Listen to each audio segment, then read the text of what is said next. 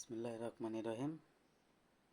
প্রিয় বাংলাদেশের 64 জেলার ছোট বড় সবাইকে আসসালামু আলাইকুম। এর আগেও বলেছি বহুবার, কিন্তু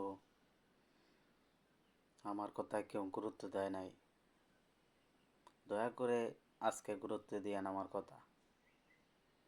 পারলে ভিডিওটা এত পরিমাণ শেয়ার করবেন, ভিডিও যেন ভাইরাল হতে বাধ্য হয়। এক নম্বরে হইল, বাংলাদেশের যারা সরকারি চাকরি করে তারা যদি কোনো ব্যক্তি 10টা টাকাও ঘুষ খায়, তাহলে তার যেন চাকরি না থাকে। 2 নম্বরে হইল, বাংলাদেশে যে কটা বিভাগ আছে সে কটা বিভাগে সরকারি গার্মেন্টস যদি করে দেওয়া হয়, তাহলে বাংলাদেশে বেকার থাকবে না।